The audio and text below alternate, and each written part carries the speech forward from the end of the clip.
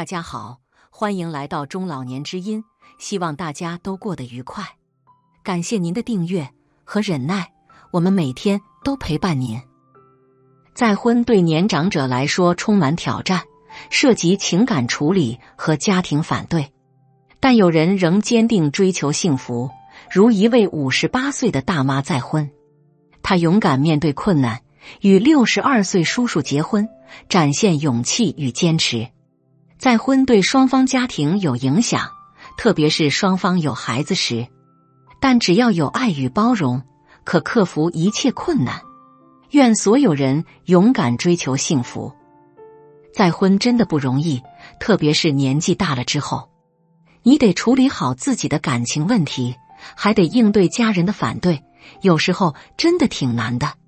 可有些人就是坚定，他们敢爱敢恨，勇往直前。就像我认识的一个大妈，她58岁了，经历了一次失败的婚姻后，居然还敢再婚。听说她和一个62岁的叔叔结了婚，我还真有点佩服她的勇气。想想也是，58岁的人了，一般人都觉得没啥可能再找到爱情了吧。不过这位大妈估计是心里还有点火，不甘心就这样过一辈子。她和那个叔叔搞到一起，肯定也不是容易的事。大概她是觉得，就算年纪大了，也不能就这么把自己交给命运，得争取自己的幸福。可想想，再婚对她来说肯定也挺大的一个决定。毕竟不是年轻时候了，有家有口的，再结婚牵涉的问题多着呢。尤其是她有孩子，可能要考虑孩子们的意见，别让他们接受不了新的爹妈，那就麻烦了。我猜，那位大妈应该是个有魅力的人，她能让一个62岁的叔叔对她动心，那肯定不是一般的女人。可能她有种气质，让人觉得她不一样，有点特别。再加上她的勇气和坚持，那位叔叔也许就觉得这样的女人不容错过。可是再婚对双方家庭的影响也是很大的，特别是如果双方都有孩子的话，那问题就更复杂了。大概是为了避免家庭矛盾，他们应该是好好的沟通了一番。毕竟婚姻不是两个人的事情，家庭的融合也很重要。我猜新婚之夜对他们来说应该挺特别的吧，毕竟是两个老人了，不知道有没有很久没这么放松过了。他们可能会觉得很幸福吧，毕竟找到了彼此。可能在那一夜，他们会觉得一切都是值得的。不过再婚之后的生活肯定也不是一帆风顺的，毕竟两个人有各自的生活习惯，有时候很难适应对方。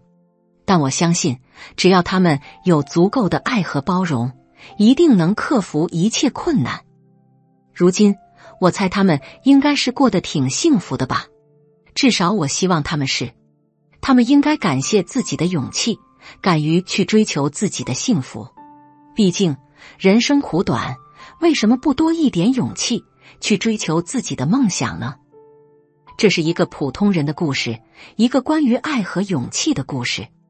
他们没有豪言壮语，没有什么特别的，但他们敢爱敢恨，敢于追求自己的幸福，这就足够了。愿所有的人都能像他们一样，勇敢地去追求自己。53岁阿姨与大爷再婚10年，大爷住院告他儿子不管，结局令人深思。我是陈秀英，今年53岁，退休多年，独生儿子已结婚。我与前夫离婚20年，与65岁老刘再婚10年。现在因老刘告我儿子在他住院期间不管而烦恼。我只是一个女人，分身乏术，前夫住院，儿子肯定要管。老刘住院，我肯定会管他，他想让我儿子跟管前夫一样对待他，就有点强人所难。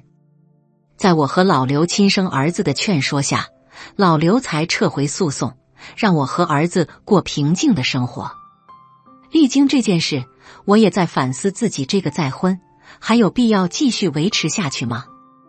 前夫常年在野外工作，怀疑儿子是否亲生。我和前夫是在技校时相恋，牵手走进婚姻。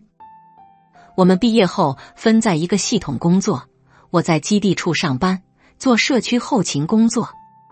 前夫则常年在野外施工队，我们在一起的时间很少，但前夫的收入很高。那时我是姐妹中最幸福的女人，新衣服不断，用最新化妆品。儿子出生，前夫和公婆非常开心，我的待遇更好，前夫宠着，公婆惯着。可儿子越长越不像前夫，公婆怀疑，前夫猜忌，一场家庭矛盾开始了。公婆话里话外说我不守妇道，前夫休假回来也没好脸色。最初我不知道自己做错什么，当我看到前夫包里那张亲子鉴定报告，我才明白自己那半年里所受的委屈，以及前夫带公婆和儿子去玩的目的。我提出离婚，前夫跟公婆极力反对，还跟我说了很多的好话，甚至把家里财政都交给我。一番折腾，几经周折，我和前夫离婚，独自带着儿子生活，公婆时常过来看望。离婚多年，遇到丧偶老刘，牵手再婚过日子。离婚后，我也曾有过一段时间反思和后悔，觉得自己的做法过于偏激。前夫的怀疑也有不得已的苦衷，公婆对我的冷眼也是人之常情。可我当时就觉得那是侮辱我的人格，贬低我的尊严，唯有离婚才能捍卫自己的清白。前夫按月给钱，还随着工资上涨，也上涨儿子的抚养费，也曾多次请求复婚。离婚几年后，前夫再婚，而我也想明白，也来不及了。此时我遇到丧偶的老刘，他对我的印象很好，追求我很长一段时间。很多人不愿找离婚带儿子的女人，总觉得自己给别人养孩子不划算。可老刘却说他愿意为我和儿子的未来负责，我们牵手再婚过自己的小日子。我和老刘再婚时，老刘的儿子已经结婚成家有娃，他没有反对，还给我一个大红包。45岁那年，单位效益不好，老刘母亲卧病在床，他劝说我提前内退，照顾他老妈。我听从老刘的建议，提前退休回家，担起照顾老刘母亲的责任。儿子结婚，前夫给20万，老刘给35万婚房首付。我们再婚后，老刘的工资就交给了我，他手里只有自己的存款。照顾老刘母亲，他也把退休金卡给我，其他兄弟每月给我2000劳务费。别人眼中我是老刘家免费保姆，只有我自己知道，我是家里的女主人。我给老刘母亲请保姆，自己每天陪着她，阳光好就推着她出去晒太阳。晚上保姆下班，我就负责陪着老刘母亲一起睡觉，有事我起来做。口罩问题第1年，老刘母亲没能逃过一劫，我没事可做了。张罗我儿子的婚事，跟亲家夫妻见面，商议结婚买房、彩礼诸多事宜。前夫给我儿子20万，还跟我哭穷，说是自己全部家产，谁信呢？老刘的做法却让我感动，他把退休时提取的公积金35万都给我儿子。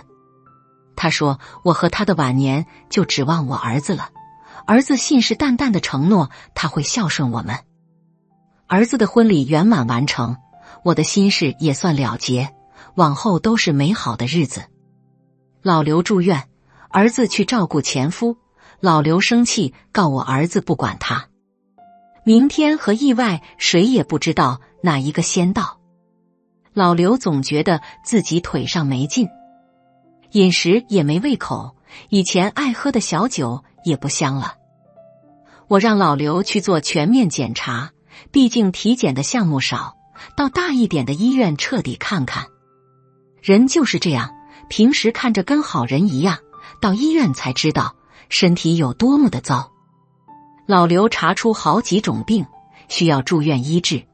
本就胆小的老刘一下子就蔫了。我给老刘儿子打电话，他在国外回不来，我只能给我儿子打电话求助。儿子来了以后安慰老刘，说都不是啥大病，都是些基础病，在医院调理一番就没事了。老刘看到我儿子，内心安稳许多。可他这边刚踏实些，前夫也住院了，还是癌症晚期。儿子就把自己的精力都放在前夫身上，很少来医院看望老刘。老刘出院后越想越生气，背着我去法院告我儿子不管他。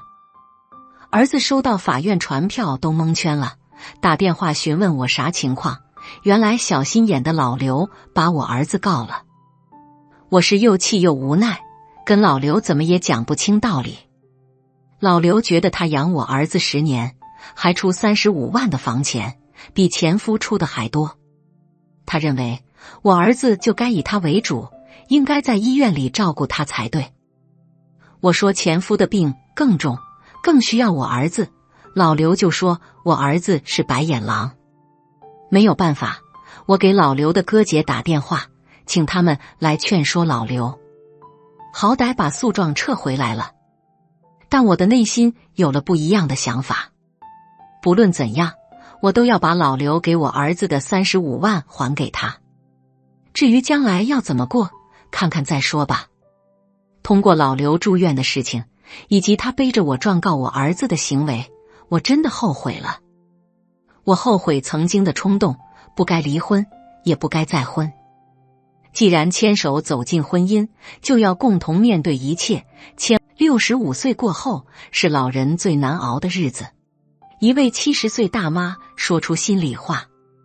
很多老人觉得退休之后人生可以重来，过上自己想要的生活，但是事实可能并非想象中那么美好。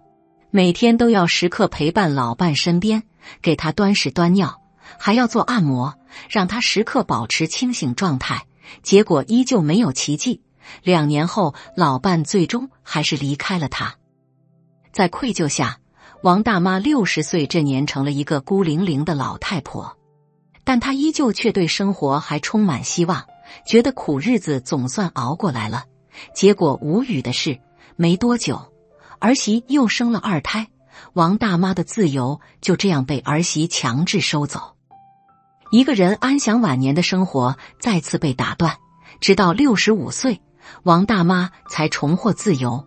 回到老家独居后，本以为坏日子到头了，可是王大妈这才明白，过去种种苦难都不算什么，65岁过后的日子才是最难熬的日子。刚开始，王大妈想吃想喝，结果不久后却把腰给扭伤了，在家里躺了大半年。因为老年人一个人头脑简单，四肢发达，所以他屡屡被骗，花了很多冤枉钱，买了一堆保健品和特产，为此睡不着好几天。其次就是感情方面，想找个男人搭伙过下半生的，谁知又是一场折腾，被结交的几个对象骗，被当免费保姆，骗钱骗感情的，根本不是想真心过日子。王大妈被感情伤得体无完肤，在最后被一个男人伤透心后，她还是选择回到儿子家生活，和家人待在一起更有安全感。但事实是，虽然孙子长大了不用太操心，但是她发现自己和孙子家人们完全没有亲密感。他们一个个放学回家后都是各回各房间，不是做作业就是拿起手机玩游戏。我想多跟他们相处一下，结果换来的却是无情的驱逐。儿子儿媳后很冷漠。可以发现，老年人过不好退休生活都有2个通病。第一，照顾孙子孙女无法自由。许多年轻人把父母当免费保姆，父母辛苦操劳一辈子，把子女养大成人成家，本是安享晚年的年纪，结果子女却要求父母生活在一起，帮带孩子，减轻他们负担。这种问题主要是因为父母与孩子边界感不清晰，父母一味地帮子女承担为人父母的责任和义务，也是在阻碍他们成长。最重要的一点是，他们不懂感恩。像王大妈的儿子儿媳、孙子孙女都是她带出来的，也表现出了他们不懂感恩的共性。第二，和后代有代沟，无法深层次沟通。我们常说的代沟这个词，在心理学上指两代人信仰和行为上的差异。这种差异不单停留在表面，还深入到世界观、人生观、价值观以及对于各类事物的态度上。代沟不仅仅是辈分的差异，还受社会环境变更的影响产生的差异。统一社会环境下的人们有共同的经历和记忆，相互之间形成深厚的联系。比如现在的95后和00后，虽然是两辈人，但是联系密切。相反，不同时代环境下的人会加强这一代人的独特之处。比如70.80后注重奋斗精神，而90后更注重精神享受。代沟常带有平等性质。俗话说，父母忽悠孩子叫教育，孩子忽悠父母叫欺骗，相互忽悠就叫代沟。对彼此报喜不报忧。解决代沟的唯一办法就是相互沟通，不仅要父母放下面子主动沟通，更要孩子加快认知，促成理解。人呢，都太好面子，过于活在自己的角色扮演中。父母之于儿女，认为自己就是父母，必须有权威性，但事实上，父母越年长越需要照顾，心理上的需求更需要从儿女那里得到满足。所以给老年人最大的建议就是放下父母的权威和面子，敢于让儿女看到自己心里的诉求。是人内心都有无法满足的一面，只有这样，儿女才能真正履行为人子女的责任和义务。不然你父母痛苦遗憾你却不自知，这怎么能叫孝顺呢？其次就是子女要理解父母。研究证明，老年人的工作记忆和短时记忆衰退更严重。